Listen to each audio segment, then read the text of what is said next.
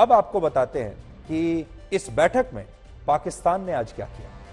पाकिस्तान का समरकंद में 2 दिनों से बड़ा मजाक बन रहा है। दरअसल पाकिस्तान बड़ा डरा सहमा रहता है कि अंतर्राष्ट्रीय मंचों पर कहीं भी भारत से उसका सामना अगर होगा तो आतंकवाद की बात होगी और पूरी दुनिया पाकिस्तान पर फिर से उंगली उठाएगी। शायद इसी डर में पाकिस्तान ने आज पहले से ही एससीओ के मंच पर आतंकवाद की बात खुद से ही शुरू कर दी। वहां के प्रधानमंत्री शहबाज शरीफ ने समरकंद में 2 बड़ी बातें कही। पहली ये कि वो बाढ़ से बर्बाद हो रहा है, तबाह हो गया है, दुनिया पाकिस्तान की मदद करे। और दूसरी बात उन्होंने कही कि पाकिस्तान आतंकवाद से त्रस्त है और पूरी दुनिया से आतंकवाद को पाकिस्तान खत्म करना चाहता है। यानी इससे पहले कि आतंकवाद पर उस पाकिस्तान पर कोई उंगली उठाए, पाकिस्तान ने खुद ही ये कह दिया कि वो भी आतंकवाद का ही शिकार है।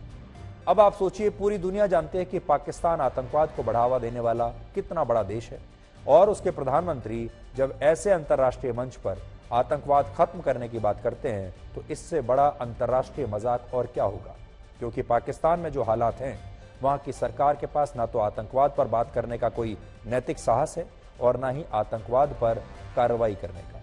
और इसकी एक मिसाल समरकंद में दिखाई भी दी, जब भारतीय पत्रकारों ने पाकिस्तान के प्रधानमंत्री शहबाज शरीफ से जैश ए मोहम्मद के सरगना आतंकवादी मसूद अजहर के बारे में सवाल पूछना चाहा तो शहबाज शरीफ ने कैसे सवाल की अनदेखी की, आपको बताते हैं, आप खुद भी देखिए।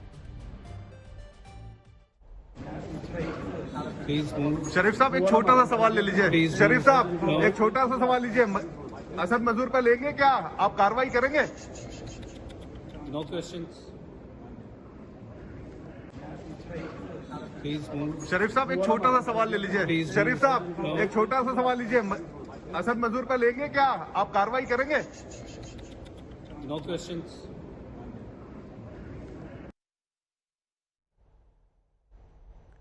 अब आप समझ गए होंगे कि पाकिस्तान के प्रधानमंत्री शहबाज शरीफ ने शंघाई सहयोग संगठन में आतंकवाद को जड़ से खत्म करने को लेकर कैसे झूठ बोला। इस मुद्दे पर पाकिस्तान की मक्कारी का एक और उदाहरण समरकंद में ही दिखाई दिया। पाकिस्तान के विदेश मंत्री बिलावल भुट्टो जरदारी ने साफ साफ ये कह दिया कि आतंकवादी मसूद अजहर तो पाकिस्तान में मौजूद ही नहीं है। Our resolve to combat terrorism and our resolve to combat extremism is not a result of any international pressures or any international organization. It is our own resolve. It is the desire of the people of Pakistan, of the younger generations of Pakistan, that we must combat this extremist mindset that is holding us back and defeat violent extremism for our own. Delivered on Azhar? We will constantly be looking to combat violent extremism as far as the individual that you are referring to, as far as our information is concerned, is in Afghanistan.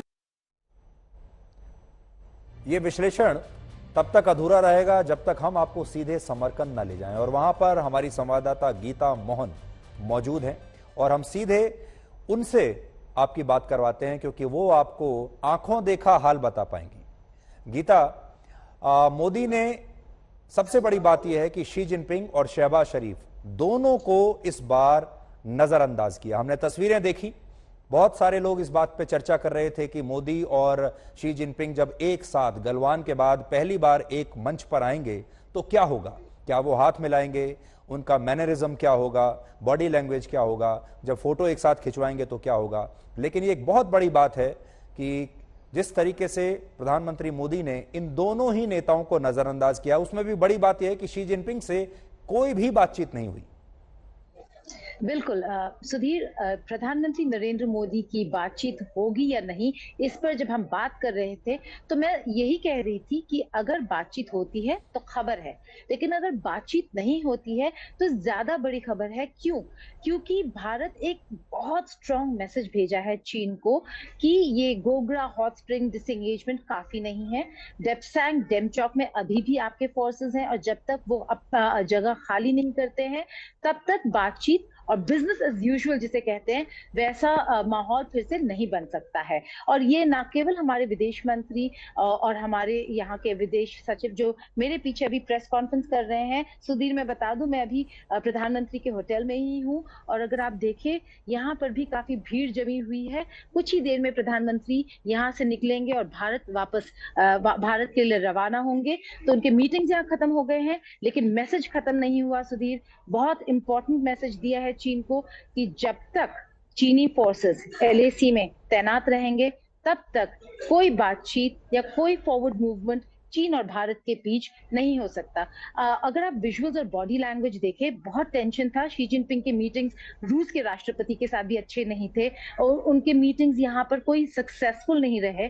और सबसे important meeting अगर होना था रूस के बाद, वो भारत के साथ ही होना था, और इसीलिए शायद चीन ने विथड्रॉ किए अपने फोर्सेस ताकि माहौल बने। लेकिन भारत इस छोटे से कदम को बड़ा बनाकर एक बड़ा इवेंट नहीं बनाना चाहता था। बहुत इंपॉर्टेंट मैसेज देना चाहता था कि ये तो हो गया, लेकिन आप डेप्सैंग और डेमचौक देखें। जी गीता, अभी हमने देखा थोड़ी देर पहले आप बिलावल भुट्टो से बात कर रही थी और मसूद अजहर के बारे में आपने सवाल भी पूछा और उन्होंने कहा कि वो पाकिस्तान में नहीं है, अफगानिस्तान में है। मसूद अजहर का जो मामला है ये बहुत बड़ा बनता जा रहा है और पाकिस्तान अब खुद ये कह रहा है कि वो खुद आतंकवाद का विक्टिम है। तो ऐसा लगता है कि मसूद अजहर पर वहां काफी राजनीति हुई है। सुधीर, राजनीति छोड़े, आप डेस्परेशन देखे पाकिस्तान का कि एक बायलैटरल मुद्दा था भारत और पाकिस्तान के बीच मसूद अजहर को लेके, आज वो ट्राइलैटरल इवेंट हो गया है जहां पर पाकिस्तान एस्टैब्लिशमेंट के करीबी दोस्त जो आज अफगानिस्तान में बैठे हैं, हम तालिबान की बात करें, उन्होंने उंगली उठा दी पाकिस्तान पर और कहा कि पाकिस्तान में है मसूद अजहर और पाकिस्तान के प्रोटेक्शन में जी रहे हैं मसूद अजहर, अफगानिस्तान में नहीं है। लेकिन बिलावल भुट्टो जरदारी ने आज जब हमने वही सवाल उठाया, कहा कि उनके इंटेलिजेंस के मुताबिक मसूद अजहर आज अफगानिस्तान में है। आप सुधीर लेकिन ये सोचें कि क्या माहौल हो गया है, क्या हाल हो गया है पाकिस्तान का कि न केवल वो अपने प्राइज्ड एसेट्स, मसूद अजहर उनके लिए एक एसेट थे, प्राइज्ड एसेट को डिसोन कर रहे हैं, बल्कि उनको एक ग्लोबली डेजिग्नेटेड टेररिस्ट का नाम भी दे दिया है और काफी बदनामी हो रही है मसूद अजहर की, जो एक जमाने में सोचा भी नहीं जा सकता था। तो कहीं ना कहीं डेस्परेशन किस लिए है? FATF से बाहर निकलने के लिए है, FATF के ग्रे लिस्ट से, और काफी कोशिश कर रहे हैं। शायद ये कोशिश यहाँ पर इसलिए भी हुई ताकि भारत और पाकिस्तान के बीच अगर कोई माहौल ऐसा बनता है जहां पर बाढ़ पर बातचीत हो जाती तो शायद वो अपनी बात आगे रख पाते। लेकिन यहाँ पर FATF और ग्रे लिस्ट सबसे बड़ा मुद्दा है पाकिस्तान के लिए, और इसीलिए पाकिस्तान आज न केवल जैसे आपने कहा, शहबाज शरीफ ने आतंकवाद का मुद्दा भारत से पहले अपनी बात में आतंकवाद का मुद्दा उठाया और कहा कि लड़ रहे हैं, लेकिन ऑन द ग्राउंड वो नजर नहीं आ रहा। और शायद FATF की टीम को जो वहां पे जाएगी विजिट करने, उनके लिए सबसे बड़ा मुद्दा मसूद अजहर रहेगा, क्योंकि प्रेशर बस भारत से नहीं है, प्रेशर अमेरिका से भी है। जी गीता, प्रधानमंत्री मोदी और राष्ट्रपति पुतिन के बीच जो आज मुलाकात थी, ये एक बहुत बड़ी बात है और ये मुलाकात तय समय से ज्यादा लंबी चलती रही और बड़ी अच्छी ये मुलाकात रही है, कहा जा रहा है दोनों देशों के बीच में। लेकिन प्रधानमंत्री मोदी ने पुतिन के सामने बैठकर उनसे ये कह दिया कि ये जो युग है ये युद्ध का युग नहीं है। ये एक बहुत बड़ी बात है जो शायद दुनिया के बड़े बड़े नेता भी उनके सामने बैठकर उनसे ना कह पाए। और उसके बाद पुतिन का जो रिएक्शन था वो भी बहुत, जिसको हम कहेंगे कि बहुत अलग तरह का उनका ये रिएक्शन था। तो इस पूरी मीटिंग को, मोदी और पुतिन की मीटिंग को आप किस तरह से लेती हैं? सुधीर, अगर आप मुझसे पूछेंगे कि समरकंद में सबसे बड़ा भारत के लिए टेक अवे क्या था, वो यही मुलाकात थी, क्योंकि भारत के लिए चीन से मिलना नहीं मिलना, पाकिस्तान से मिलना नहीं मिलना इतना अहम नहीं था जितना अहम ये मीटिंग था। क्यों? क्योंकि भारत पर बहुत प्रेशर है वेस्ट का, यूरोप का, कि वो अपनी डिपेंडेंसी रूस से थोड़ा कम करे। लेकिन इस मुलाकात ने दिखा दिया, और प्रधानमंत्री नरेंद्र मोदी ने बोला भी, जैसे उनके 22 साल के रिश्ते हैं, जब वो मुख्यमंत्री थे, चीफ मिनिस्टर थे, तब प्रेसिडेंट पुतिन ने अपनी कमान संभाली थी एज हेड ऑफ स्टेट। तो रिश्ते इतने पुराने हैं, न केवल भारत और रूस के, लेकिन प्रधानमंत्री नरेंद्र मोदी और प्रेसिडेंट पुतिन के। तो इसीलिए ये जो जगह है, ये जो स्पेस है जहां पर उन्होंने बोला कि वॉर को खत्म करने की जरूरत है, और दूसरी तरफ जो जवाब में प्रेसिडेंट पुतिन ने आगे आकर कहा कि ये जरूरी है कि ये जो युद्ध है इसे खत्म होना चाहिए, लेकिन जिम्मेदारी यूक्रेन की है। तो आज अगर सुधीर प्रधानमंत्री नरेंद्र मोदी वेस्ट यानी कि बाइडेन से मिलते हैं, या कोई भी वेस्टर्न लीडर से मिलते हैं, या यूरोपियन लीडर से मिलते हैं, तो वो कह सकते हैं कि हमने युद्ध को लेकर आपत्ति जताई, और ये किसी और वर्ल्ड लीडर ने पुतिन के आमने सामने बैठकर नहीं किया। तो ये अपने में ही एक बहुत बड़ी अचीवमेंट है। यहाँ पे प्रेस कॉन्फ्रेंस खत्म हो गया है सुधीर, हमें लग रहा है काफी यहाँ पे गीता, मैं आपको और ज्यादा देर तक होल्ड नहीं करूंगा। Thank you so much for your analysis. आपका बहुत बहुत शुक्रिया, थैंक यू सो मच। जब पाकिस्तान के प्रधानमंत्री शहबाज शरीफ रशिया के राष्ट्रपति पुतिन से मुलाकात करने के लिए गए, और इससे पहले की बातचीत शुरू होती, उससे पहले ही राष्ट्रपति पुतिन ने अपने कान में ईयरपीस लगाया, क्योंकि ये जो बातचीत है पूरी ट्रांसलेशन के दौरान और ट्रांसलेटर्स के जरिए होती है। और तब शहबाज शरीफ अपने जो वायर्स हैं जो कान में, उसको संभाल रहे थे। यानी आप देखेंगे कि उनका जो ईयरपीस है शहबाज शरीफ का, वो फिक्स नहीं हो रहा था। राष्ट्रपति पुतिन बिल्कुल तैयार बैठे हैं कि अब बातचीत शुरू होगी, लेकिन शहबाज शरीफ अपने ईयरपीस के साथ ही लगातार संघर्ष कर रहे हैं। पुतिन इंतजार करते रहे।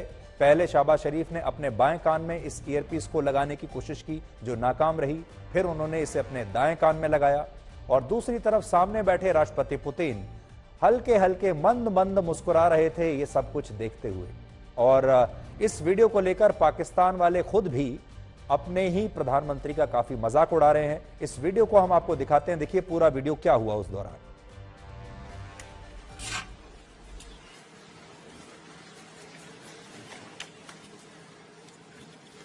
Уважаемый господин премьер-министр,